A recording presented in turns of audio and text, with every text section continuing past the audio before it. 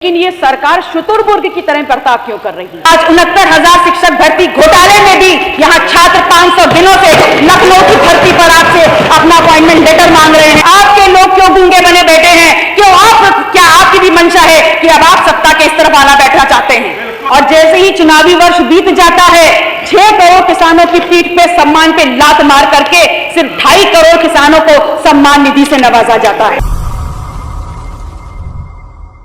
इस अभिभाषण को मैंने बहुत ही गहनता से पढ़ा, समझा, बता दो इन्हें। और जिस प्रकार से एनसीआरबी के डेटा को तोड़ मरोड़ कर पेश किया गया है, उसके बाद ये सोचने में मुझे कतई भी टाइम नहीं लगा कि हालांकि सरकार मानव जाति की है, लेकिन ये सरकार शुतुरमुर्ग की तरह बर्ताव क्यों कर रही है? और शुतुरमुर्ग की खासियत ये है कि वो अपनी गर्दन मिट्टी में डाल करके समझ लेती है कि सब कुछ ठीक ठाक है और मुझे कोई देख नहीं रहा है।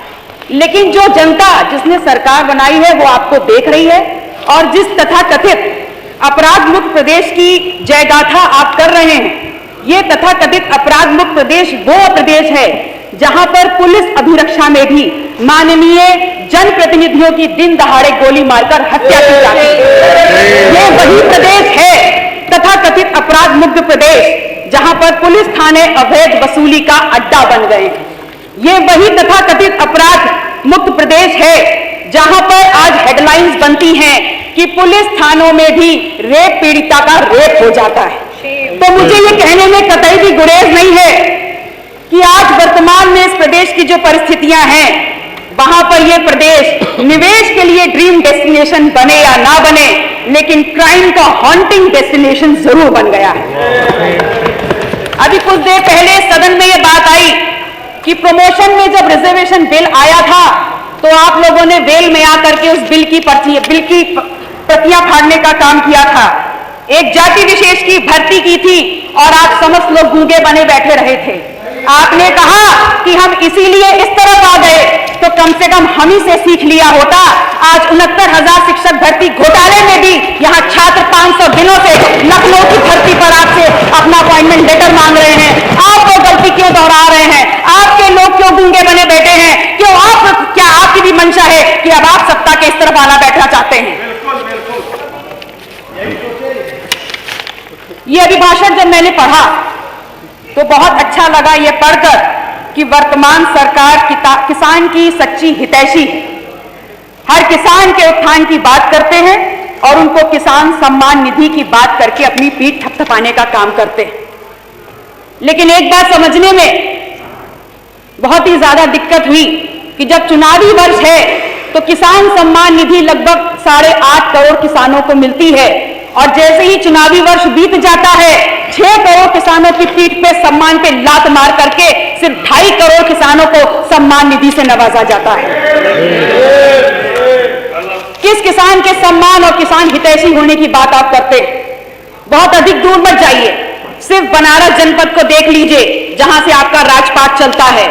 बनारस की धरती पे आज किसान ट्रांसपोर्ट नगर योजना के लिए उसके अंदर जो उनकी भूमि का अधिग्रहण किया जा रहा है, और जिस प्रकार से पुलिस प्रशासन और पूरा एडमिनिस्ट्रेशन उनको अपने जूतों के तलबे के नीचे रौंदने का काम कर रहा है, 10 साल से वहां किसान लाठी की मार झेल रहा है। अत्यधिक ऐसे क्राइम्स में उनको दबोचा जा रहा है कि वो इस देश के अन्नदाता होते हुए अपराधी की लिस्ट में आ गए। किस बात में आप किसान के हितैषी होने की बात करते हैं? इस बनारस में वैदिक सिटी के नाम पर आप वहां पर किसानों की जमीन को हथियाने का काम कर रहे हैं, और भूमि अधिग्रहण 2013 के बिल के लागू होने के बावजूद उनको आज की वर्तमान परिस्थितियों में वो मुआवजा नहीं मिल रहा है जिसके अधिकारी वो हैं। आज वही बनारस में काशी गेट के नाम पर लाठी डंडे की मार झेल रहा है ये किसान। उसकी भूमि जबरन डंडों के पर्दे के नीचे आज छीनी जा रही है और उसको आज यहां पर मुआवजा नहीं दिया जा रहा है। ये चंद उदाहरण हैं आपके सच्चे किसान हितैषी होने के।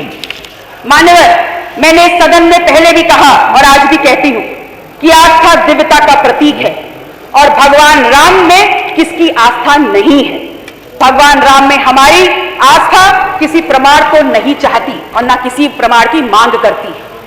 भारतीय समाज ने जिस भगवान राम को पूजा वो वनवासी राम है, वो केवट मल्लाह का राम, निषाद का राम है, वो सबरी का राम है, वो राम है जो जंगल में कंदमूल खाकर रहा है, जो गरीबों का राम है, जिसको आज आप नव्य भव्य बनाने चले हैं, उसकी दिव्यता अलौकिक है और युगों युगों से है। अगर आप मानते हैं कि पूरे विश्व ने इस अलौकिक अवसर का साक्षात्कार आज किया है, तो इसी विश्व ने मणिपुर में हुई विभत्स घटनाक्रम का साक्षात्कार भी किया है। अगर आज आप इस अलौकिक अवसर के लिए अपनी पीठ थपथपा रहे हैं, तो कम से कम मणिपुर में हुई घटनाक्रम पे एक शब्द बोल दिया होता तो हम भी आपकी पीठ थपथपाने का काम कर देते। मर्यादा पुरुषोत्तम श्री राम हमारे चित्त में भी है, चरित्र में भी है, चिंतन में भी है, लेकिन आवश्यक यह है कि भगवान राम के चरण जितने पूजनीय हैं, उनके आचरण भी उतने ही पूजनीय हैं।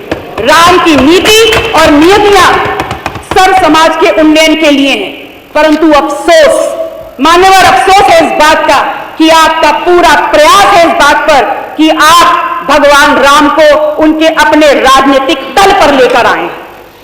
एक सुझाव के साथ कि जिस भगवान राम के चरण आप बहुत जोरों से पकड़े हैं, अगर उनके आचरण को भी उतनी ही जोरों से पकड़ लेंगे, तो जिस राम चेतना, जिस राम तत्व को आगे लाकर आप इस देश में, इस प्रदेश में गरीब, युवा, अन्नदाता, नारी को सम्मान देने का और उत्थान देने का दम भर रहे हैं, अगर जातिवार जनगणना करा देंगे तो इस देश की हर जाति को उनके जनता, उनकी संख्या के अनुपात में, शिक्षा में, सदन में, नौकरी में, दवाई में, कमाई में, पढ़ाई में, इस देश के खजाने में, खेत खलिहानों में उनकी भागीदारी सुनिश्चित कर दीजिए और वो राम तत्व, राम चेतना सार्थक हो जाएगा।